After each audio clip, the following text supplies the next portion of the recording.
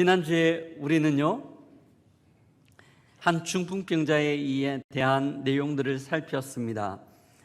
침상에 누워서 고동도 할 수 없는 이 중풍병자가 친구들에 의하여 예수님께 나왔죠. 예수님은 그 중풍병자를 보시고 모든 병을 고쳐주시며 이로 말미암아 그의 모든 삶이 완벽하게 바뀐 줄 믿습니다. 하나님께서 그를 불쌍히 여기시고 그에게 구원의 은혜를 베풀어 주셨기 때문입니다. 이것은 그의 삶 가운데 있었던 완벽한 변혁이었습니다. 이 모든 것들이 가능했던 이유가 무엇일까요? 어떻게 해서 자기의 침상에서 한 걸음도 일어날 수 없었던 이 중풍병자가 회복될 수 있었을까요? 그것은 예수님을 만났기 때문입니다. 그리고 이 중풍병자가 예수님을 만날 수 있도록 4명의 친구들이 다리 놓는 역할, 징검다리 역할들을 너무나 잘해 주었기 때문이죠. 이 역할들을 주께서 우리에게 맡기신 줄 믿습니다. 다리 놓는 역할이에요. 사랑하는 성도 여러분, 한 주 동안 우리가 마음에 품고 있는 베스트들을 향하여 다리 놓는 역할들을 어떻게 감당하셨는지요? 어떤 분들은 그렇게 이야기할지 모르겠습니다. 목사님, 저는 베스트가 없어요. 저는 왕따입니다. 베스트가 없습니다. 라고 이야기하는 분이 있을 거고, 또 어떤 분들은 목사님, 베스트가 있는데 어떻게 해야 될지 모르겠어요. 너무 어렵고 힘들어요. 라고 이야기하는 분도 있을 겁니다. 물론 그 중에는 열심히 그 다리 놓는 역할들을 감당하며 바쁘게 지내신 분들도 있을 거라 생각합니다. 이 모든 것들이 우리의 고민이에요. 하나님께서 우리에게 베스트를 허락해 주셨고, 또한 새생명 축제를 통해 영혼 구원하는 일들 가운데 우리를 불러주셨는데, 세워주셨는데 어떻게 해야 될까요? 하나님의 부르심 어떻게 감당할 수 있을까요? 오늘 본문은 이런 우리의 고민에 대한 하나님의 방향성을 제시해 주고 있습니다. 오늘 본문은 다리 놓는 또 다른 사람들의 이야기라고 할 수 있겠습니다. 내용적인 측면에서는요, 지난주와 너무나 닮아 있어요. 몇 가지 이유들 때문인데요. 첫 번째 이유는 본문 가운데 있는 주인공들이 자기의 힘으로는 한 걸음도 걸을 수 없는 사람들입니다. 두 번째로는 그렇기 때문에 누군가 이 사람들을 옮겨주고 이동해 주는 사람들이 있습니다. 세 번째는 그럼에도 불구하고 결국 예수 그리스도를 만나 모든 병이 회복되고 나중에는 자기 힘으로 걸을 수 있게 된 것이죠. 그리고 마지막으로는 회복된 사람에 대한 정보가 별로 없다는 거예요. 지난주도 마찬가지고 이번 주도 본문에 나오는 회복된 사람의 정보가 별로 없어요. 단지 있다라고 하면 4장 22절에 이 사람의 나이가 40세쯤 되었다, 요 내용만 나옵니다. 하지만 또한 이들 가운데는 차이점도 있습니다. 어떤 차이점인가 하면 믿음의 내용이 달라요. 지난주에는요, 중풍병자와 그의 친구들은 예수님 앞에 가기만 하면 예수님께서 모든 병을 회복시키시고 고치실 것이라는 믿음이 있었습니다. 이 믿음 때문에 그들 가운데 있었던 조금 무례한, 오히려 무모한 도전들을 하죠. 지붕까지 뜯었으니까요. 오늘 본문에 나오는 주인공 또한 믿음이 있어요. 근데 이 사람의 믿음은 조금 달라요. 이 사람이 가지고 있던 믿음은요, 성전 미문이란 곳에 앉아 있으면 제사 지내기 위하여 많은 사람들이 오고 갈 때 분명히 그들 중에 누군가는 자기에게 먹을 것을 주든지 먹을 것을 살 수 있는 돈을 줄 것이란 믿음입니다. 이 믿음을 가지고 오늘 또 여전히 그 성전 미문에 나가 앉아 있습니다. 성전 미문에는 하나님의 은총을 기대하며 제사 지내기 위하여 오는 사람들과 저 먼 곳에서부터 하나님께 거룩한 예배 드리기 위하여 찾아오는 수많은 사람들이 오고 가고 있었습니다. 그 상황이 성전 미문에서 펼쳐지는 내용이에요. 그렇다면 그 성전 미문에서는 도대체 어떤 일이 일어난 걸까요? 우리는 타임머신을 타고 2000년 전으로 돌아가 성전 미문에서 일어났던 일들을 한번 살펴보도록 하겠습니다. 오늘 말씀을 통하여 주님이 우리에게 가르쳐 주시고 깨닫게 하시는 주의 깨달음과 은혜를 누리는 시간 되기를 주의 이름으로 축복합니다. 오늘 우리가 읽었던 본문 1절을 보면요, 시간적 배경과 장소적 배경을 우리에게 말씀합니다. 1절을 보면 제9시 기도 시간에 베드로와 요한이 성전에 올라갈세라고 이야기합니다. 그리고 이들이 올라갔던 성전 문은 미문이었어요. 미문, 왜 미문일까요? 아름답기 때문이에요. 여러 문들 중에 아름다운 문이었기 때문에 미문이라 이름 붙였습니다. 그처럼 수많은 사람들이 이 미문을 통하여 하나님 앞에 제사 지내기 위하여 오고 가고 수많은 사람들이 통행하고 있었어요. 그 상황들을 그림으로 보면 조금 더 이해가 쉬운데요. 그림 한번 보여주실래요? 저것이 성전 미문에 그 당시에 있었을 법한 내용들을 담고 있습니다. 많은 사람들이 오고 가고 있었어요. 우리가 상상력을 가지고 오늘 본문을 조금 더 살펴보도록 하겠습니다. 나면서부터 한 번도 걸어보지 못한 이 장애인은요, 사람들에 이끌려 사람들에게 옮겨져 미문에 앉아 있었습니다.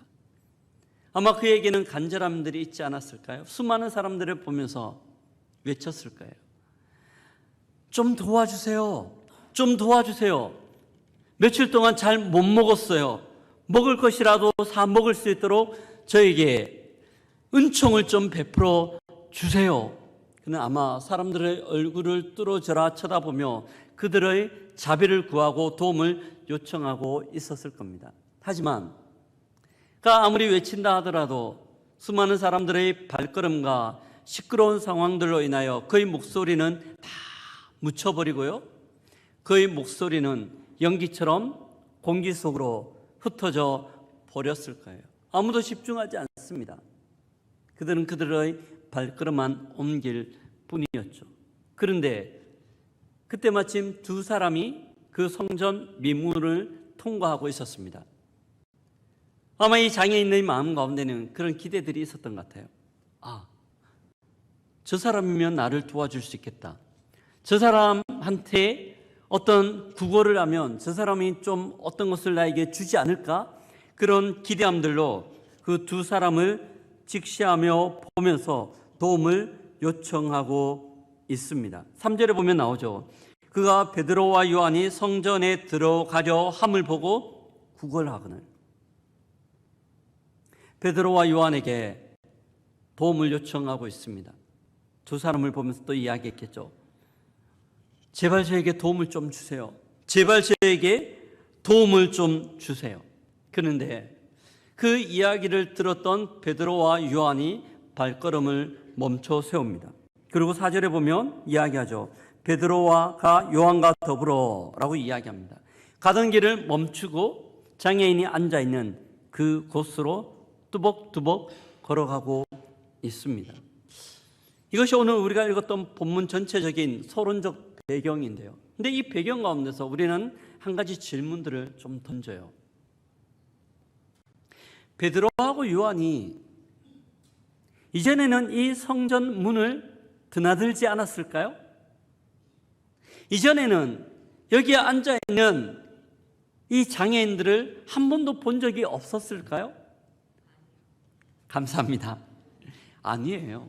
아마 이전에도 매번 이 장소를 드나들었을 거예요. 3장 1절에 보면 제9시 기도 시간에 베드로와 요한은 시간을 정해놓고 날마다 하나님 앞에 기도했습니다. 9시는 그들이 기도하는 시간이었어요. 바쁜 일과 중에도 하나님 앞에 기도하기 위하여 그 미문을 통과하고 있습니다. 그날만 그런 것 아니죠. 이전에도 날마다 그 성전문을 통과했었을 거예요. 그런데 그전에는 한 번도 집중하지 않았던 이 사람이 그들의 마음 가운데 들어오는 겁니다. 또 한 가지 우리가 살펴보고 싶은 것은요, 성전 미문이란 곳에 이 장애인 혼자만 여기서 구걸하고 있을까요? 다른 사람들은 없을까요? 모르긴 몰라도 제 생각에는 상식적으로 생각한다면 수많은 사람들이 구걸하고 있었을 것 같아요. 제가 장사는 한 번도 해본 적이 없기 때문에 잘 모르지만 장사를 하는 집사님들이나 성도님들하고 이야기하다가 보면 장사에 성공하기 위해서는 여러 가지 요소들이 필요한데 그 중에 가장 중요한 요소 중에 하나가 뭘까요? 장소라고 이야기합니다. 어느 몫에 가게가 있는가에 따라 그 매출이 엄청나게 차이 나기 때문이죠. 저도 예전에 신방할 때 사람들이 정말 많이 지나가는 그 몫은요, 명당이라고 이야기해요. 권리금까지 붙어서요, 엄청 비싼 권리금에 그 가게를 넘기기도 하고 가게에 자리를 넘기는 거죠. 소유권은 그에게 있지 않지만 그 권리금을 받고 다른 사람에게 넘기고 양도하기도 합니다. 왜냐하면 그 장소가 가지고 있는 프리미엄 이점 때문이었어요. 성전 미문도 마찬가지입니다. 예전에 인도에서요, 단기 선교를 하기 위하여 떠났던 적이 있는데 그 인도에 가다가 차를 타고 가는데 한 곳이 너무 차가 많이 막히는 거예요. 인도가 원래 그렇게 차가 많이 막히는 곳이 아닌데 너무 많이 막혔습니다. 옆에 타고 있던 선교사님한테 물었어요. 선교사님, 여기는 왜 이렇게 차가 많이 막힙니까? 너무 지체가 되고 있습니다 라고 이야기하자 선교사님이 교통, 트래픽, 차가 막히는 이유들을 설명하시는 겁니다. 우리가 지나가던 곳이요, 짐승을 잡아 제사 지내는 제단이 있던 곳이었어요. 많은 사람들이 제사 지내러 오는데 제사 지내러 올 때 그 사람들 가운데 긍휼함이 있잖아요.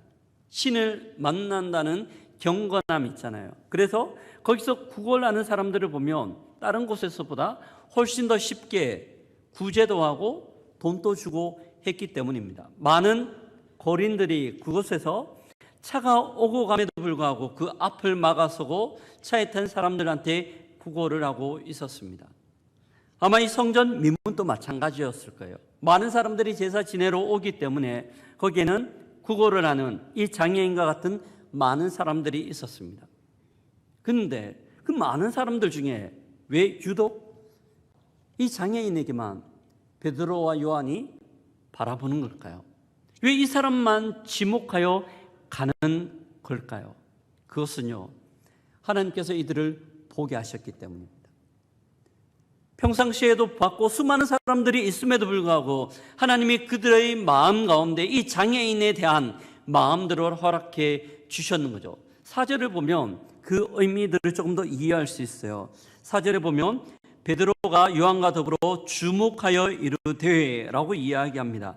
근데 이 주목하여 보고 주목하여 본 것을요, 원어로 조금 더 설명을 하면 원어에서는 이 4절의 맨 앞부분에 위치합니다. 정확한 원문에 충실해서 해석하면 그를 향하여 주목하여 쳐다보는 데입니다. 이전에도 봤음에도 불구하고 이전에는 그렇게 주목하지 않았어요. 하지만 하나님께서 베드로와 요한의 마음 가운데 이 거린, 이 장애인에 대한 마음들을 주셨고 그 마음을 따라 베드로와 요한이 이 장애인을 주목하여 보고 있는 겁니다. 우리에도 이럴 때가 있어요. 우리가 살아가다가 보면요, 평상시에 많이 보는 광경이기도 하고 주위에 흔히 볼 수 있는 광경임에도 불구하고 어느 순간 어느 날 유독 마음에 들어올 때가 있습니다. 특히 새생명 축제와 관련되어서요, 우리 주위에 있는 사람들이에요. 날마다 보는 사람들인데 어느 날 유독 우리 마음 가운데 들어올 때가 있습니다. 그런 사람이 누구일까요? 베스트예요. 하나님께서 우리 마음 가운데 부담감을 주시는 사람. 그래서 베스트는 특별한 사람이 아니에요. 베스트는 아주 어떤 사람이 아니에요. 우리의 삶 가운데 흔히 접할 수 있는 사람인데 어느 날 하나님께서 우리에게 부담감을 주시는 사람이라고 할 수 있겠죠. 제가 익산에 내려온 지 1년 한 달 정도 지났습니다. 제가 세탁소를 다니는데요. 세탁물을 맡기는데 초기 3개월 정도는 가족들이 이사를 오지 않기 때문에 혼자 지냈어요. 물빨래 할 것들은 물빨래 하지만 울로 된 제품이거나 아니면 양복 같은 것들은 세탁소 맡겨야 되잖아요. 어디에 맡길까 생각하다가 한 곳을 딱 정했습니다. 지금까지 그 세탁소를 사용하고 있는데요. 방문하고 있는데 왜 그 세탁소를 정했는가? 아주 세탁을 잘하기 때문에, 아니면 제가 잘 알고 있는 분이기 때문에? 전혀 그렇지 않습니다. 교회에서 제일 가까운 곳이기 때문에 그래요. 제 사무실에서 나오면 100m 앞에 그 세탁소가 있습니다. 편하게 갔다 오려고 그 세탁소를 정하고 계속해서 그 세탁소에 세탁물을 맡겼습니다. 처음 갔을 때 그분하고 인사를 했어요. 할아버지였습니다. 안녕하세요. 세탁물을 좀 맡기려고 합니다. 저는 저쪽 고연교회 새롭게 온 담임 목사입니다. 인사를 하고 계속 맡겼어요. 어느 날 제 마음 가운데 딱 부담감이 드는 거예요. 그 할아버지를 보면서 제가 그 부담감 때문에 하나님께서 이분이 저에게 붙여주신 분이구나, 맡겨주신 분이구나, 베스트로 생각했습니다. 계속 기도하고 있었죠. 그러던 중 3주 정도 전에요, 제가 용기를 냈어요. 이제 새생명 축제가 한 달 정도 남았으니까 할아버지한테 세탁물을 맡기며, 할아버지, 사장님, 저희 교회에서 교회 안 다니는 분들 초청해서 하는 행사가 있는데 저희 사장님을 좀 초청하고 싶은데요, 꼭 한번 오셨으면 좋겠습니다 라고 이야기를 했어요. 보통 사람 같으면 어떻게 할까요? 아유, 죄송합니다, 저는 그런데 잘 안 갑니다, 죄송합니다 라고 표현은 하는데, 이 할아버지의 반응이에요. 그래요? 언제 하나요? 50% 넘어온 거예요. 할렐루야, 주님 감사합니다. 언제 합니다. 다시 한번 제가 말씀드릴게요 라고 이야기를 했습니다. 그리고 열심히 기도했죠. 그리고 드디어 어제 세탁물을 하나 가지고, 세탁할 때 되지도 않았어요. 근데 가야 되니까 세탁물을 가지고 초청장을 한 손에 들고 할아버지 세탁소를 찾아갔습니다. 할아버지, 이 세탁 좀 해 주세요. 그리고 일전에 제가 한번 말씀드렸던 적 있잖아요. 교회 초청하는 행사 한다고. 그렇죠. 그거 언제 해요? 11월 10일하고 17일 하는데 17일 오시면 좋을 것 같아요. 몇 시에 하나요? 8시, 9시 30분, 11시 30분에 하는데 9시 30분이나 11시 30분에 오시면 좋을 것 같아요. 알겠어요. 제가 그때 가도록 할게요. 할렐루야. 그냥 오기로 약속하셨어요. 근데 더 감사한 것은 제 친구 한 명도 더 가려고 하던데요. 같이 데리고 올게요. 하나님 주신 은혜인 줄 믿습니다. 하나님께서 우리 가운데요, 그런 부담감을 주실 때가 있어요. 근데 보편적으로 우리는 부담감을 가지면 부담감만 가져요. 그래서 우리의 어떤 행동들이나 우리가 어떤 말들을 해야 됨에도 불구하고 새생명 축제가 끝날 때까지 항상 부담감만 가지고 있다가 새생명 축제를 지나 보냅니다. 그리고 마음속에 생각하죠. 아이고, 올해도 지났구나. 우리의 마음 가운데 쌓이는 것은 죄책감만 쌓여요. 하나님께서 왜 우리에게 그런 부담감을 주실까요? 왜 그 사람이 우리의 마음 가운데, 우리의 눈에 들어오는 걸까요? 우리가 보고 싶어서 보는 것이 아니라 하나님께서 우리에게 보여주신 베스트인 줄 믿습니다. 하나님께서 우리에게 깨닫게 하시고 보여주셨기 때문에 그분이 우리의 마음 가운데 들어오는 거예요. 어떻게 해야 될까요? 어떻게 해야 될까요? 그를 향하여 나아가야 하는 거죠. 그를 향하여 나아갈 때 하나님의 역사가 우리의 발걸음과 우리의 다리 놓는 사역 가운데 임할 줄 믿습니다. 구원의 역사가 일어나는 겁니다. 오늘 본문에 나오는 베드로와 요한 또한 하나님께서 그에게 마음 주실 때 그는 멈춰서는 것이 아니라 그냥 그 마음만 가지고 자기의 길을 가는 것이 아니라 그 자리에 멈춰 서고 있습니다. 그리고 하나님의 마음을 따라 그곳으로 나아가고 있는 거죠. 이거 첫 번째, 우리가 본문을 통해 하나님께서 우리에게 주신 교훈이에요. 계속해서 하나님이 주신 교훈을 살펴볼까요? 본문 안으로 다시 들어갑니다. 베드로가 요한이 가던 길을 멈췄습니다. 그리고 미문에 앉아 구걸하는 장애인을 향하여 뚜벅뚜벅 걸어갑니다. 그리고 말을 하죠. 나를 보십시오. 4절에 보면 이야기합니다. 우리를 보라. 우리를 한번 보세요. 라고 이야기를 합니다. 이 이야기를 들었던 장애인 어땠을까요? 그는 오랜 경험을 바탕으로 딱 생각했을 거예요. 맞다. 그의 걸음의 당당함과 그의 말소리의 힘을 보면 이 사람이 나를 도와주려고 하는구나. 최소한 하루를 먹을 수 있는 양식은 이 사람한테 받을 수 있겠다라는 확신이 아마 들지 않았을까 생각합니다. 그리고 바라봐요. 그의 오른손을 내밉니다. 그 사람들이 주려고 하는 금과 은을 받기 위하여.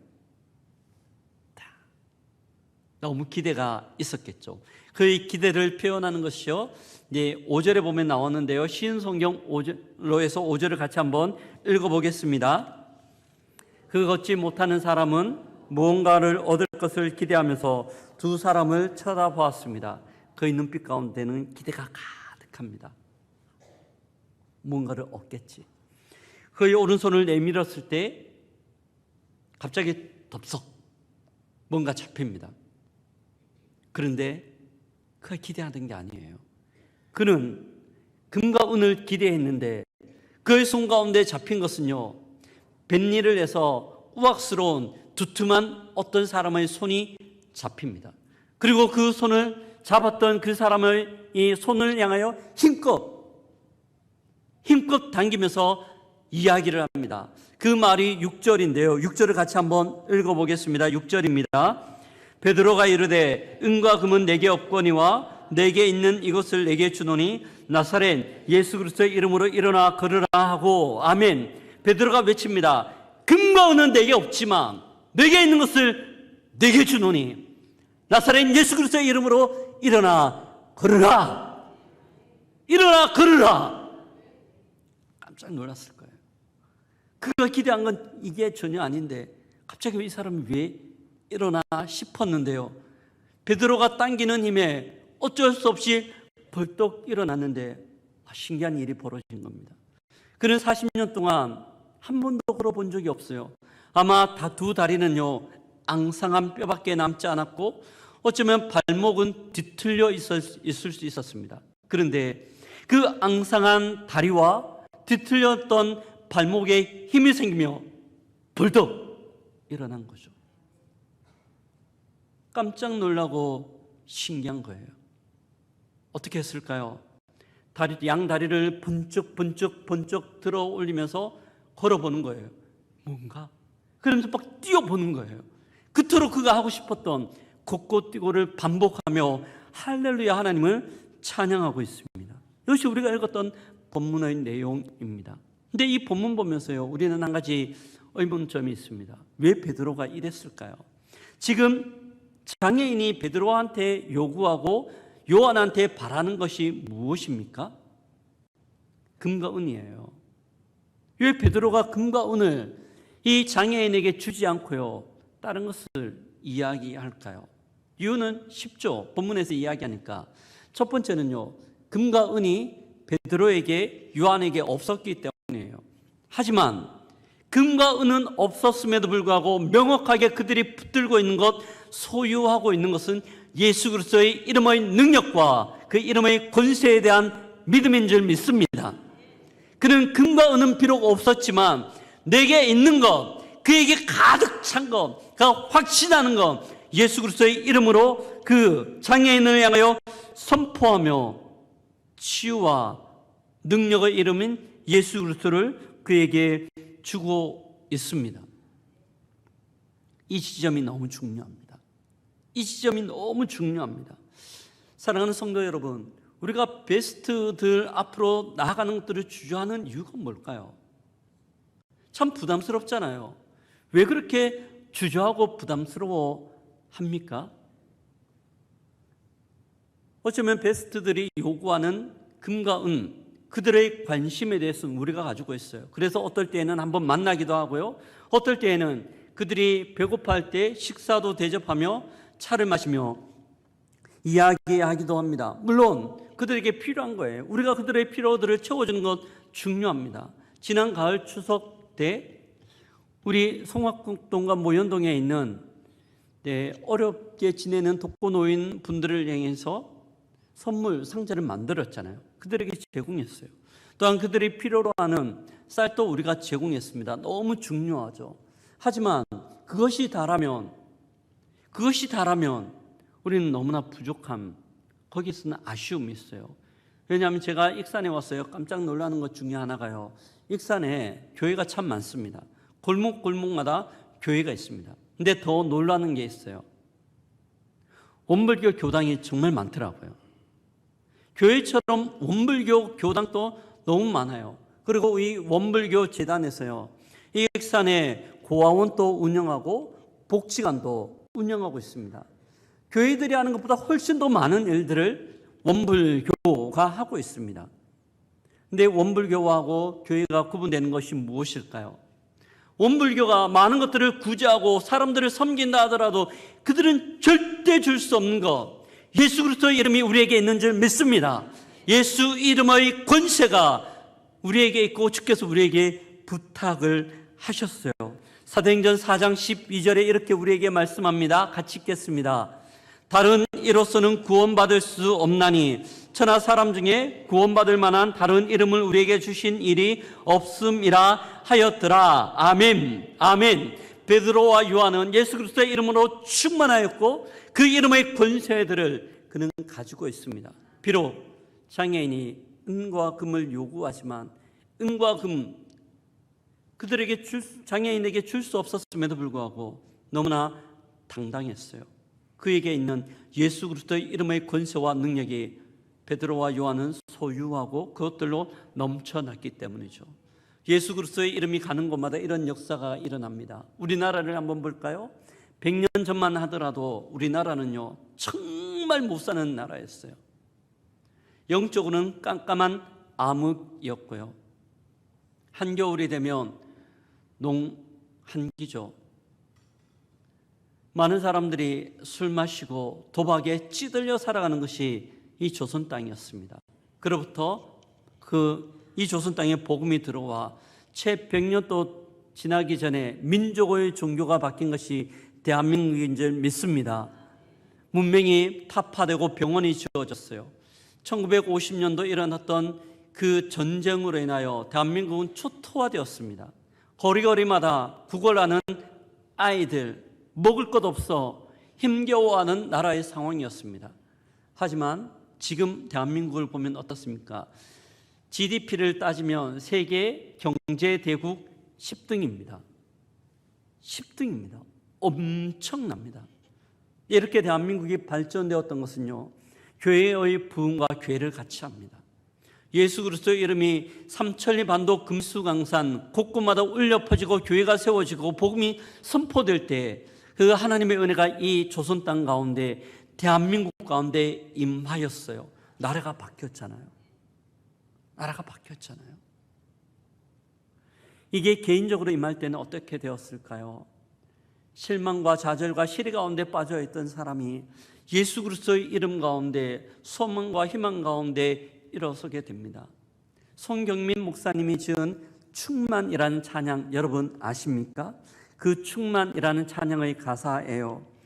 무명이어도 공허하지 않는 것은 예수 안에 난 만족함이라. 가난하여도 부족하지 않는 것은 예수 안에 오직 나는 부요함이라. 고난 중에도 견뎌낼 수 있는 것은 주의 계획 믿기 때문이라. 실패하여도 일어설 수 있는 것은 예수 안에 오직 나는 승리함이라. 예수로 충만할 때 이런 은혜가 있습니다. 우리 가운데 예수 없이 살아가는 사람들 얼마나 많습니까? 하나님께서 그들을 우리에게 베스트로 붙여주셨습니다. 우리 가운데 예수가 충만할 때, 우리가 예수의 이름으로 능력 가운데 임할 때 우리는 그들을 향하여 나아갈 수 있는 거죠. 우리 모두 성령과 예수의 이름으로 충만하기를 주의 이름으로 축복합니다. 축복합니다. 예수 그리스도의 이름의 능력이 우리에게 필요해요.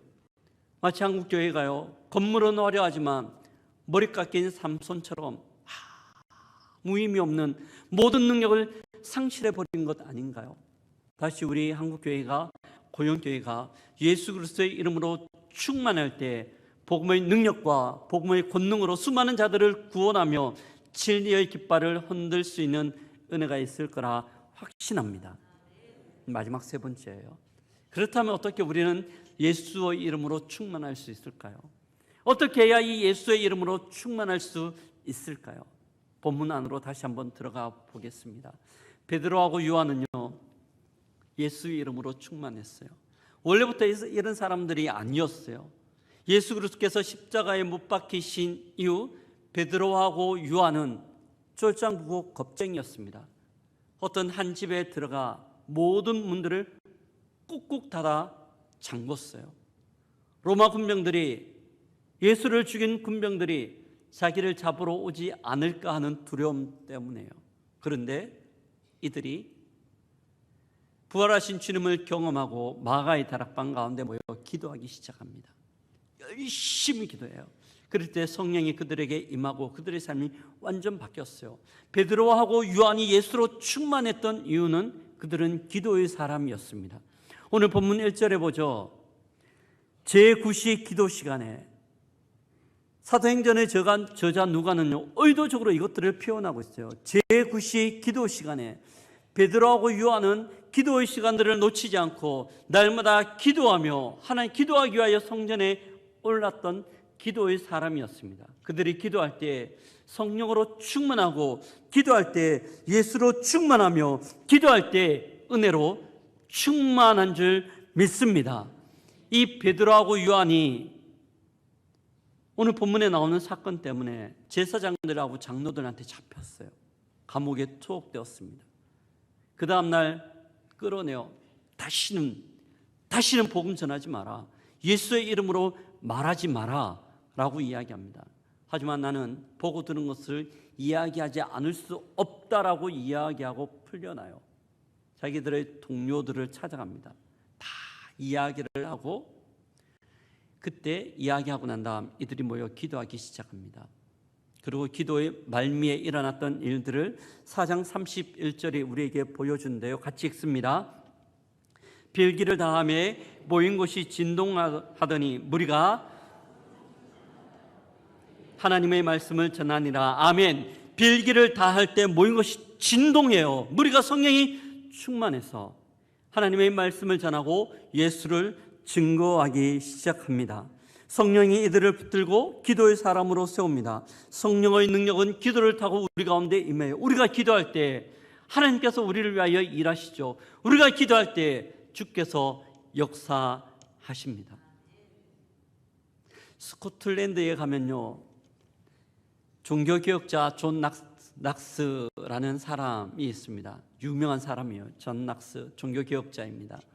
근데 이 스코틀랜드에서 존 낙스가 종교개혁 운동을 진행할 때, 그때 영국에는 피의 여왕이라고 하는 메리가 여왕이었습니다. 존 낙스를 죽이지 못해 안달이었어요. 근데 끝내 존 낙스의 이 종교개혁은 성공하고요, 메리 여왕이 마지막 숨을 거둘 때 그녀가 하는 말입니다. 존 낙스의 기도는 100만 군사보다 무섭다. 존 낙스의 기도는 100만 군사보다 무섭다. 우리가 100만 군사를 가지고 저 스코틀랜드를 친다 하더라도 기도하는 존 낙스 때문에 우리는 패배할 것이다 라고 이야기하는 겁니다. 존 낙스가 유명한 이야기를 하죠. 기도하는 한 사람이 기도 없는 한 민족보다 강하다. 기도하는 한 사람이 기도 없는 한 민족보다 강하다. 기도할 때 주께서 일하시기 때문입니다. 우리는 이것들을 알기 때문에 내일부터 한 주간 특세를 진행하려고 합니다. 새생명축제 영적 전투예요. 우리의 삶, 우리가 원하는 대로 살아갈 수 있나요? 천만에요. 너무나 부족합니다. 힘도 약해요. 어떻게 우리가 우리의 삶의 자리에서 승리하고 능력 있게 살아갈 수 있을까요? 기도할 때 가능합니다.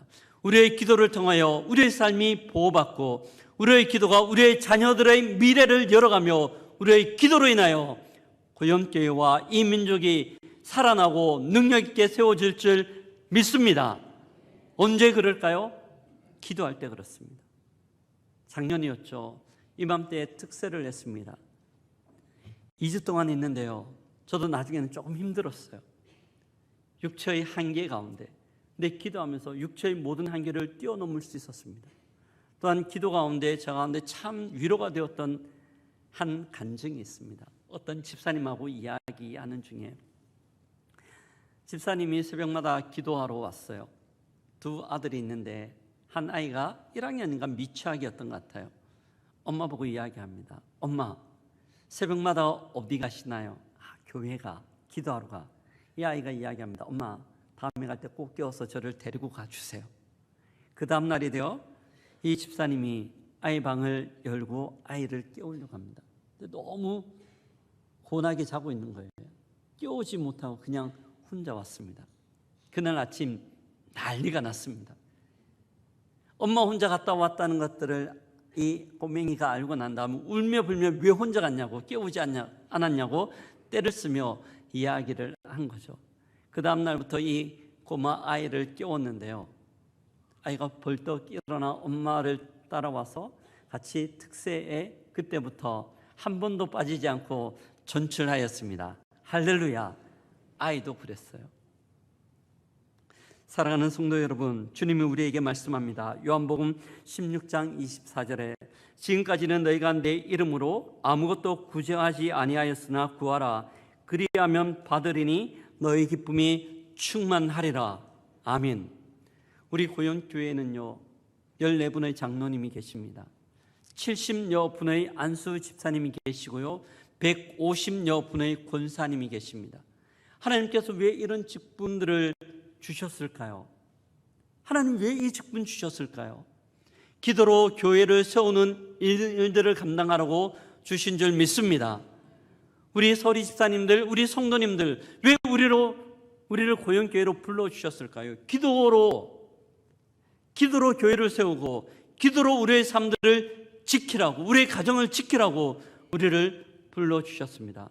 내일부터 특세 가운데 함께 나와 하나님의 영광스러움 가운데 나갈 수 있는 우리 모두가 되기를 주의 이름으로 축복합니다. 아멘.